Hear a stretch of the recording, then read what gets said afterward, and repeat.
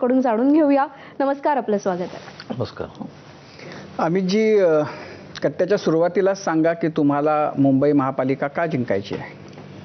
गेल्या 11 वर्षामध्ये या मुंबई शहरामध्ये क्रांतिकारक अशा प्रकारचे जे बदल घडलेले आहेत, मोदीजींच्या नेतृत्वामध्ये सन्माननीय मुख्यमंत्री देवेंद्रजींनी जे बदल घडवले आहेत, Atal Setu, metro, coastal road, CCTV cameras किंवा वरळीतल्या BDD चाळीतल्या मराठी माणसाला 560 फुटाचं घर त्याच ठिकाणी निर्माण करून देण्याचं काम असेल, परंतु हे सर्व बदल हे केंद्र आणि राज्य सरकारच्या मार्फत झालेले आहेत.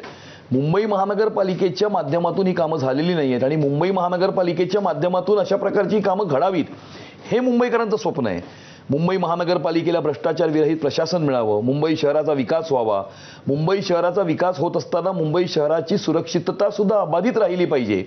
ही सर्व उद्देश साकार करण्याकरता आणि BMC किंवा मुंबई महानगरपालिका याच्याबद्दल एक निगेटिव्हिटी आहे मुंबईकरांच्या मनामध्ये. BMC हा एक निगेटिव्ह शब्द आहे. BMC म्हणजे खड्डे, BMC म्हणजे तुंबलेलं पाणी, BMC म्हणजे भ्रष्टाचार. मुंबईकरांच्या मनामध्ये BMC बद्दल, मुंबई महानगरपालिकेबद्दल एक सकारात्मक चित्र निर्माण व्हावं, एक पॉझिटिव्हिटी निर्माण व्हावी, भ्रष्टाचार विरहित प्रशासन मिळावं. याकरता मुंबई महानगरपालिकेला एक भ्रष्टाचार विरहित प्रशासन देण्याची आवश्यकता आहे आणि त्याकरता मुंबईकरांचं हे स्वप्न साकार करण्याकरता भारतीय जनता पार्टी, शिवसेना आणि रिपाईची महायुती ही मैदानात उतरलेली आहे. असं आहे की हे फार छान सांगितलं तुम्ही, पण मग याच्यामध्ये अचानक ममदारी कुठून आला?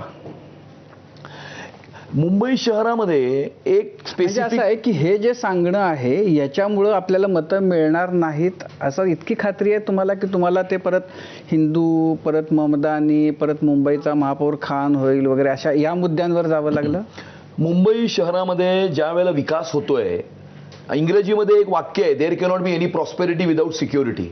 सुरक्षिततेशिवाय समृद्धीचा काही उपयोग नसतो आणि त्यामुळे जगातल्या काही आंतरराष्ट्रीय पश्चिमी शहरांमध्ये जशा प्रकारचं कल्चरल इन्व्हेजन हे झालेलं आहे, त्या शहरांचा रंग जसा बदललेला आहे आणि हे याकरता झालं की तिकडची जनता सायलेंट राहिली, तिकडची पॉलिटिकल लिडरशिप फार जास्त लिबरल राहिली. त्यामुळे त्यांच्या पायाखालची वाळू कधी सरकली हे त्यांना कळलंच नाही. अशा प्रकारची स्थिती मुंबईमध्ये सुद्धा निर्माण होऊ शकते, कारण मुंबईमध्ये सुद्धा काही राजकीय पक्ष आपलं राजकारण टिकवण्याकरता काही सेपरेटिस्ट, जिहादी, आतंकवादी अशा प्रकारच्या शक्तींची हातमिळवणी करताना आपल्याला दिसत आहेत. आपण बघितलंय काही लोकांच्या प्रचार फेरीमध्ये पाकिस्तानचे झेंडे फडकले होते, काही लोकांचा प्रचार बॉम्बस्फोटाच्या आरोपीने केला होता, पाकिस्तान जिंदाबादच्या घोषणा देणाऱ्या रशीद मामूला कोणी पक्षामध्ये घेतलं होतं. आणि अशा प्रकारे ही जी नीती आणि ही जी नियत काही पक्षांनी, काही राजकीय नेत्यांनी या मुंबई शहरामध्ये दाखवलेली आहे, यामुळे कुठेतरी मुंबई शहराचा रंग बदलण्याचा प्रयत्न होऊ शकतो. हे एक आंतरराष्ट्रीय दर्जाचं कटकारस्थान आहे. काही शहरांचा ताबा घ्यायचा, काही शहरांमध्ये कल्चरल इन्व्हेजन करायचं आणि या ठिकाणचे काही राजकीय पक्ष आणि राजकीय नेते या कटकारस्थानाचे भागीदार झालेले आहेत आणि त्यामुळे ज्या वेळेला मुंबई शहराचा विकास होतोय त्याच वेळेला मुंबई शहराची सुरक्षितता सुद्धा अबाधित राहिली पाहिजे. हा मुद्दा मुंबईकरांच्या समोर मांडणं हे महत्त्वाचं आहे, क्रमप्राप्त आहे.